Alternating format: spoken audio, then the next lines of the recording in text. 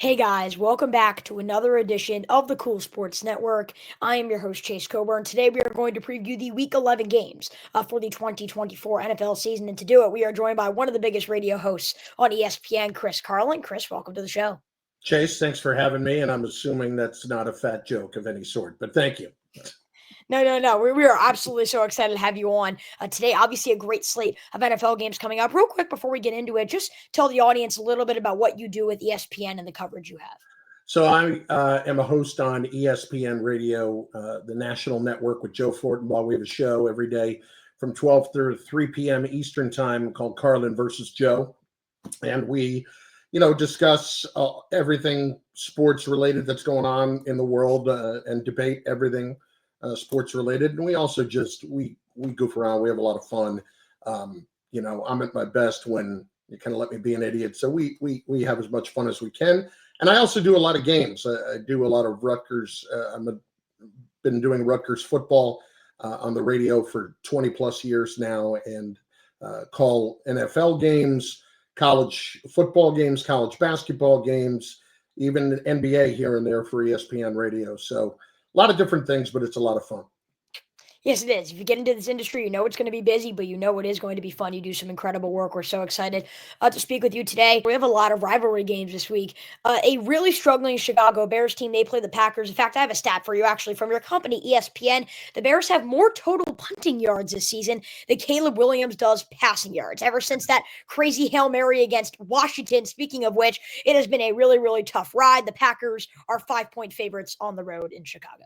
Yeah, you'll remember Caleb Williams, too, when he told Torrey Taylor, the punter, when he was drafted, one of the best punters in the country, we're not going to need you a whole lot this year. Well, that was maybe a little bit premature, especially when you give that stat. The Bears are maddening. They really are. And they have so much talent on that team. It should be more consistent, and it's just not. I think we do tend to treat them like they're a 2-7 team. They are 4-5. They just have had a bad stretch here since that Commanders game and haven't been able to get out from under the specter of that. I like the Packers here. I would expect them to play well again. They've had a little time here, and Jordan Love getting healthier. One thing I would caution against is, speaking of consistency, Love has not been as consistent as they need him to be this year. He had a great second half last year. I don't know if he's capable of doing an 18 touchdown, 1 pick, 9-game stretch again. But for the Packers, they need him to be certainly more consistent than he was in the first half. I would expect the Packers to win this game. I do as well. Obviously, a rivalry matchup. It is going to be hard with the conditions, but I just think Chicago has really spiraled out of control since that Hail Mary. You did mention the consistency of Jordan Love. That has been a key point for me. 10 interceptions already, and he's missed a couple of starts as well. So a little bit concerning, but I think they just have a more talented and more consistent football team. I think they win that matchup. How about the Jacksonville Jaguars here? They play the Detroit Lions, and the Jaguars, I feel like I want to pick them every week. I'm not going to pick them here. I'm going with the Detroit Lions. 6 one-possession losses this season for Jacksonville. That is the most in the NFL. And the Lions team that threw 5 interceptions last week with Jared Goff, they still found a way to win the football game. They're close to 2 touchdown favorites, and I think they win this one big. Yeah, I do too. And remember, no Trevor Lawrence this week. It's going to be Mac Jones again. That's not good. Jacksonville, it has just gotten away from them. And we can talk about the one score losses, their losses. They all count the same. And from that standpoint, you got to hold it against Jacksonville. And frankly, last year, I was very high on Jacksonville, and I was too. Watched that fall apart, and they lost me this year. And I'm frankly, I'm really disappointed in how bad this has been. I think Doug Peterson's a better coach than this. I think so too. I mean, after that 2022 year, last year, they had a catastrophic mess to end the year, but Lawrence really wasn't healthy, so I kind of gave them the benefit of the doubt. But this season, they have not been able to win these close games in the fourth quarter. And you mentioned you don't see that on the record. Their record's 2-8. It doesn't mention a one possession game record. They're just 2-8 specifically. So Mhm. I think the Lions win this game big. But I do have a fun fact for you. Jared Goff was actually not the first Lions quarterback to win with 5 or more interceptions. He was the second, the first since Frankie Sinkwich in 1944 in a win against the Cleveland Browns. So I'm really going to head back there. I just think that shows the Lions can play a horrible football game and still find a way to win. I think they're currently the favorites out of the NFC. How about this matchup here between the Minnesota Vikings and the Tennessee Titans? Speaking of the Jaguars, the Vikings became the first team since 2006 to win a game with no touchdowns and 3 or more turnovers. They continue to find ways to win as well. They are 7-2. They play the 2-7 Tennessee Titans. Yeah, I don't expect I don't expect the Titans to win this game, but I think this is going to be a tight game. You've seen some regression here from Sam Darnold. 7 picks last 5 games. That's something to keep an eye on here. I think the other thing is the Titans defense is not as bad as you would think it is with that kind of record. You had guys in Arden Key, Sebastian Joseph Day, Simmons that people were calling on around the trade deadline, and we're told, no, we're going to stay put with these guys. So their defense is better than I think it gets credit for. Their offense is inept. There's no getting around. It's not just Will Levis. It's everything about that offense that has been absolutely inept this season. I would expect the Vikings to win this game, but I think this is inside of a touchdown for sure. I'm not quite sure where I have one. I think I'm going to pick the Vikings just because, the record speaks for itself. I think they have a more talented team with more offensive playmakers who can step up. Say Darnold does not play well, but I really do think this matchup comes down to which quarterback makes less mistakes. And I think that's going to be the winner of this matchup because we've seen both Darnold and Will Levis just be so inconsistent, for their football teams and completely unreliable. So I think whichever quarterback is more consistent will find a way to come away with the win. I personally think that will be the Vikings. I trust Sam Darnold or the Will Levis. But again, you mentioned the recent struggles for Darnold, and I don't know if I can rely on that either. The Raiders and the Dolphins. How about remember that game a few years ago? Ryan Fitzpatrick got the face mask call, still throws that incredible play. A Saturday night football game where the Dolphins pull away with a win. Years later, both teams in completely different positions and positions where it doesn't look like they're going to make the playoffs. The Raiders head to Miami 7-point underdogs. It feels like a punishment if I have to watch it. Honestly, it's both teams. Listen, the Dolphins got a win the other night that they needed in the worst way. I would be exceptionally disappointed if they were to lose this game, but I don't trust them. I expect them to win. I don't trust them to do what they should do in this game and win by double digits. The Raiders are not a good team. They're not. They are one of 5 teams now with 2 wins that are really going to be scrapping it out for the number 1 overall pick.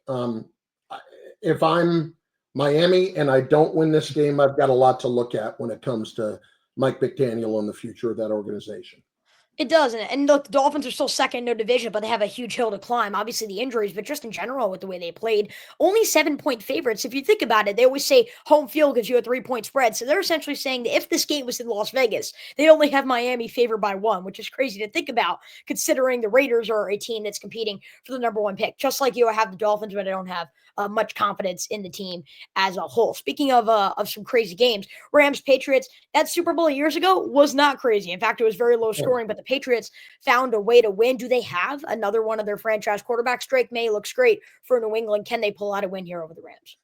Listen, I'm not ruling the Patriots out of any game right now. I was really disappointed in the Rams the other night. Really disappointed. Now you have a short week and you're going against across the country to face a team that probably feels pretty good about getting a road win in Chicago last week. I'm going to take the Patriots here, and it's not because they are more talented. They are not.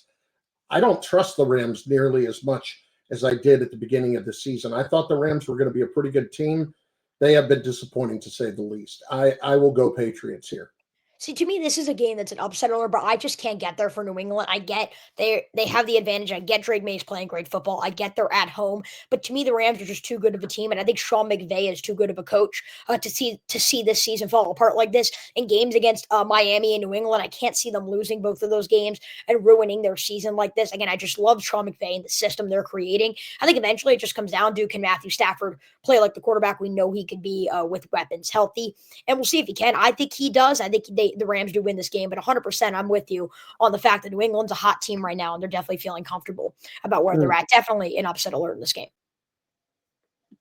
Listen, I'll take New England here for sure. Yeah. I think that's actually the first game where we're different here. You got New England, I got Los Angeles. How about a revenge game here for Jameis Winston? Browns head to New Orleans, second game of a new head coach for the Saints. Yeah, Darren Rizzi's a guy that I know a little bit.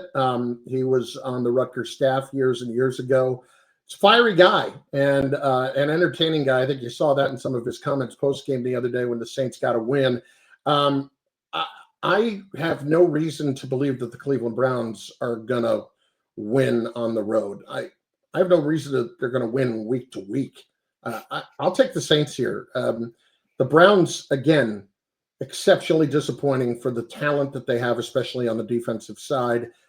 The whole situation with Deshaun Watson has just been a nightmare. That scenario is all of a nightmare right now. And we saw what Jameis Winston, what works against him, and that is his inability to protect the football sometimes. I will take the Saints here. Yeah, it is unfortunate. I'm a Baltimore Ravens fan. A lot of my viewers know that. And the fact that they lost to Cleveland and the fact that they've lost to Las Vegas this year, it's so disappointing because both of those teams have not played good football. I 100% agree with you. I cannot trust the Cleveland Browns at any given week.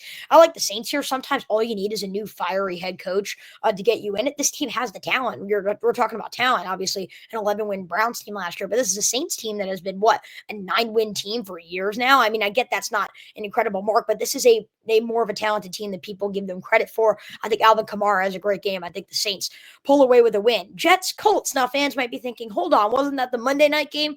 It was. This game was flexed out of Monday Night Football with the way that the two quarterbacks and the two teams are playing. The Indianapolis Colts and Joe Flacco play the New York Jets. Maybe even a conversation you want to talk about. I get you bench Richardson for Flacco, but Flacco has been so horrible for Indianapolis. Do you go back to Richardson and just have this complete quarterback controversy? It's Colts and the Jets, two messes. Yeah, they are two messes for sure. I did the Jets game this past week out in Arizona against the Cardinals, and they looked just awful, to tell you the truth. The Richardson situation, and they're going back to him in Indianapolis. I've been skeptical since day one because of the lack of accuracy when he was at Florida, and he hadn't played a lot of football at Florida. Last year didn't play a lot of football, got hurt, played 3 games. That was it. I will take the Jets in this game because I just think the Jets in this instance are better than the Colts. I've not been a big Colts believer this year. I think the Jets, it pains me to say it because I don't think they're very good, but I think in this instance, the Jets will find a way to get it done. I think so as well. I mean, it's really unfortunate because the Jets make all these moves. Trade for Devontae Adams. You fire the head coach. I don't know if I exactly like both moves and the timing of them, but you still make these moves, and it clearly hasn't done anything for them. Look, the Jets are at home in this matchup, and you mentioned it. Anthony Richardson's a guy who we know can hit the deep ball. We know he can hit a 70-yard pass if he has to, but we see games like against Houston a few weeks back where he's, 9 of 25? And I think that just makes you very, very concerned if you're an Indianapolis Colts fan. I get the decision to go back to Richardson with the way Flacco was playing and trying to protect the future of your football team, but I don't think it's going to work. Aaron Rodgers will significantly outplay Richardson. I think the Jets find a way to win. I mentioned I am a Baltimore Ravens fan, and they have a very, very huge matchup coming up this week. It's them and the Pittsburgh Steelers. Mike Tomlin and John Harbaugh have met 35 times in their history. That's the second most meetings all time between two head coaches, only behind, Lombardi and all those crazy coaches that he would play back in the day. Mike Tomlin, John Harbaugh, one of the greatest coaching rivalries, and Tomlin has owned him. He's won 7 of the past 8 matchups. So Lamar has been hurt for those games, but what do you think here? A game for first place between Baltimore and Pittsburgh. And I'm a Steelers fan. So this is a little personal rivalry for me and you here. Look, the Ravens are a really good team with one major exception, and that's their inability to stop the pass. Is Russell Wilson at the point where he can go out there and throw for 280 yards and 3 touchdowns against this group? I'm not sure yet because, Mike Williams is obviously going to be a help. I don't know how much is left there. And Pickens is a tremendous player, but he needs some help at the position. I would take the Steelers here, but It's only because the game is in Pittsburgh. That is the only reason I take the Steelers. As a Ravens fan, I don't feel comfortable being a 3-point favorite on the road to Pittsburgh. I think it should be less. I mean, the Steelers have played exceptionally good football. And even if they weren't, this is just a matchup where it's always going to be closer. I want to say this game is going to be lower scoring divisional games. Usually, divisional teams, minus Cincinnati, usually do a good job. Cleveland and Pittsburgh both do a good job at kind of limiting Lamar Jackson's success just because they know him. They see him 2 times a year. I think we'll see that. I think this game will come down to the Ravens' other weapons. Can Deontay Johnson, a former Steeler, step up? Maybe Keaton Mitchell gets involved in the offense. He made his debut, though didn't get a carry on Thursday Night Football. So I'm very curious to see kind of how the Ravens game plan for this matchup. As a Ravens fan, I don't feel comfortable. I do think the Ravens will pull away, and the only reason why I think that is more than ever, I have more confidence in Lamar Jackson and Derrick Henry and this offense to outscore any other team. I do not have faith in the defense. I think TJ Watt and the Steelers defense will give the Ravens significant more trouble than the Ravens group will to Pittsburgh's offense, but I trust the Ravens offense a lot. I think Lamar Jackson has been the best player in football by a large margin this season. So, I mean, rivalry here, you got Pittsburgh, I got Baltimore, but I don't think either of us feel comfortable. Nobody ever feels comfortable going into a divisional game like that. How about we go rapid fire here for these next 2 4:00 games? The Atlanta Falcons play the Denver Broncos. Broncos, obviously, a really rough break last week against Kansas City with the blocked field goal, but the Falcons, another team, you don't know what you're getting out of them week by week. You lose to the Saints, you lose to the Seahawks. We really don't know what you're getting. Denver is a 2.5-point favorite over Atlanta. Yeah, I would tend to lead with Denver here being at home. I think it's a tricky spot. And Denver this year has won some games that they're not supposed to win. They went on the road. They beat Tampa Bay. Nobody expected that. They went on the road. They beat the Jets. Nobody expected that. They even won in New Orleans. And you might say, well, the Saints turns out not that great. And it's still a very difficult place to play. I think they will get the job done here at home. I'd be surprised, frankly, if they didn't. And they should have won last week. We know this.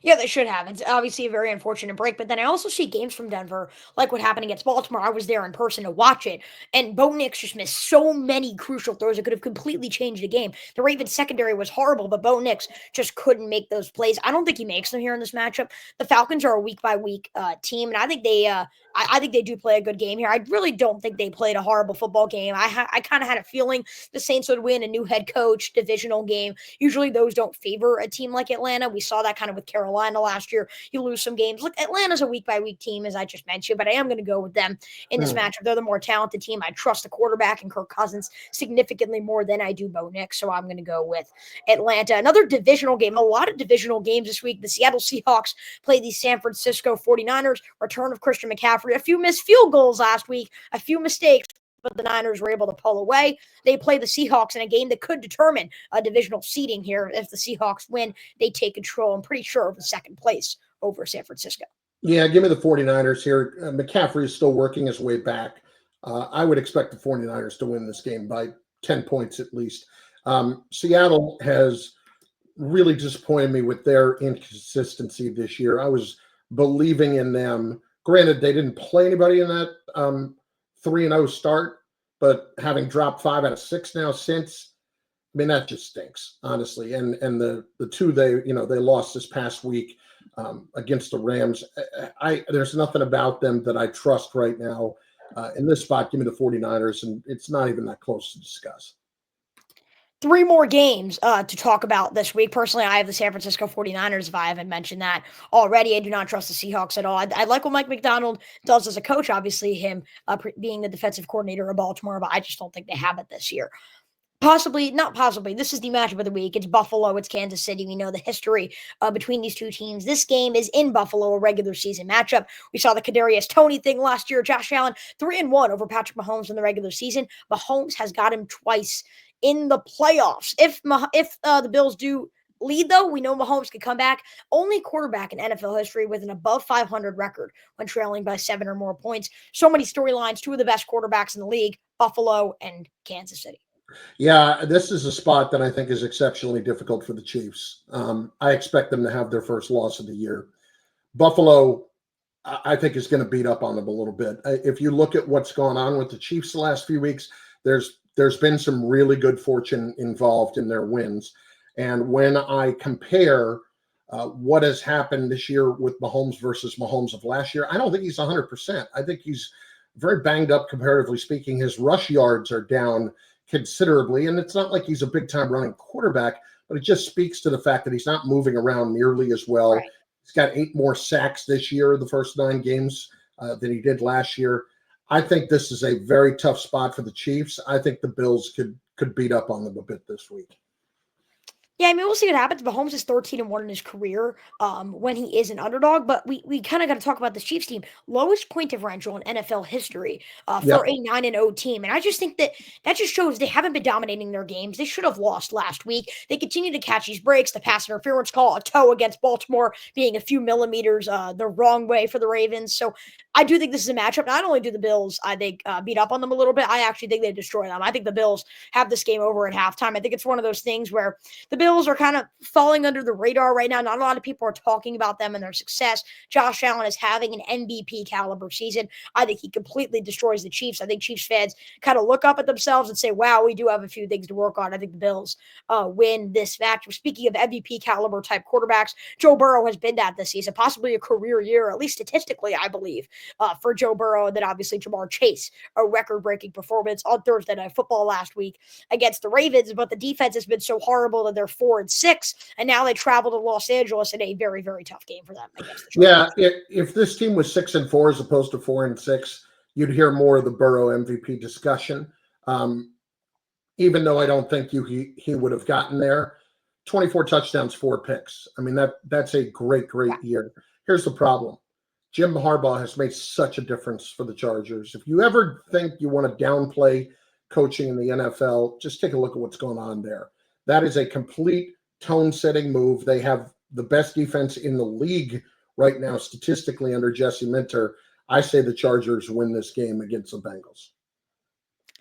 That's where I do have to actually go with a different pick for this one, because I get how well the Chargers have played, and they've essentially taken, Jim's brother, John, they've essentially taken his system a little bit. Greg Roman at the offensive coordinator, J.K. Dobbins, a now healthy Gus Edwards. They have taken a lot of the similar pieces, and it's working out, right? Justin Herbert has gone 7 straight games without an interception. It's because they played a much more conservative style of football, but I don't think that works, because as good as the Chargers defense is, I think the Bengals score on them, and I don't know if I have that same confidence in Justin Herbert and the Chargers offense at the moment. Again, the Bengals, I do not trust their defense. As a Ravens fan, trust me, it is very easy to score on that defense, and you could do it at ease and do it very quickly. But Joe Burrow and Jamar Chase are too great, and they're another one of these teams where I can't fathom a 4-7 start with the way they played against Kansas City, the way they played against Baltimore.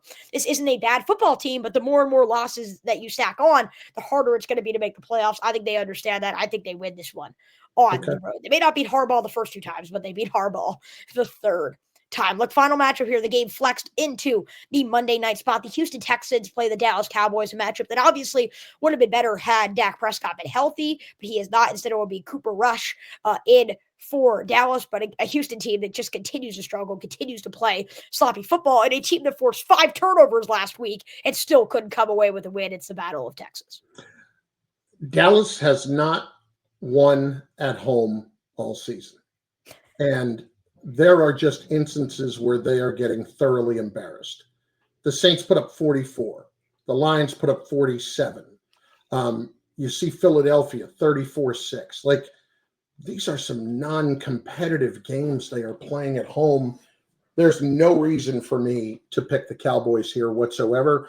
I think they have folded up their tents, and I think at the same time, while the Texans clearly have some weaknesses that we didn't necessarily anticipate, including their offensive line, the Cowboys are just awful.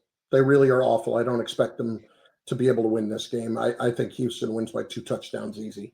Yeah, first of all, as C.D. Lamb and Jerry Jones have been saying as an excuse, maybe you just get a new stadium or put curtains in the stadium if that is the problem. With the sunlight that's shining in, this team's just struggling at home. This team doesn't have a good defense. They can't score on offense. It's an absolute disaster for the Dallas Cowboys.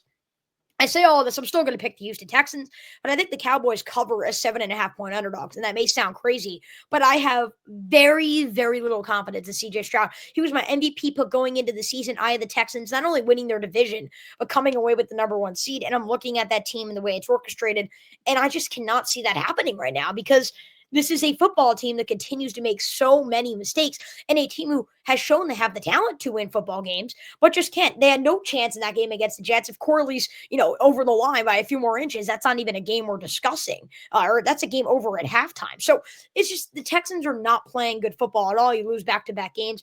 They'll win here, but I have no confidence in them down the line, and I actually do think the Cowboys cover the spread. What a week of football we have coming up here, Chris. Obviously, Ravens Steelers, I'm sure you'll say as a Steelers fan with me as a Ravens fan. What is that other main matchup you're looking at this week that you're really excited to see? I really can't wait for Chiefs Bills. And Thursday night, I'm very excited for the Commanders and the Commanders and the Eagles. I think that's going to be a terrific game. I think those two are going to be really interesting. Again, I'm with you that I think the Bills could smash the Chiefs, but I'm curious to see what that looks like right now. Right. It's hard to bet against Patrick Mahomes, especially a team that's 9-0 down Right. there in Kansas City as the back-to-back reigning Super Bowl champions. Look, it's week 11. Every game's more important now. Playoff applications, divisional applications. I don't even know when you could start eliminating teams. We're getting towards that, as you mentioned, with those 5-2 win teams. So it is going to be a very, very interesting road here. A great slate of games here for week 11. I'm so glad we were able to preview it. Chris Carlin, thank you so much for coming on today to preview these games. And we'll be sure to check out all your work over at ESPN Radio. The links to his work are in the description. Chris, we appreciate it. Thanks so much, Chase. Appreciate you having me. Thank you so much, Chris. Go Ravens. I hope you guys did enjoy this episode here, previewing the Week 11 games alongside ESPN Radio host Chris Carlin. I'm your host, Chase Coburn. We'll see you next time right here from the Cool Sports Network. Take care.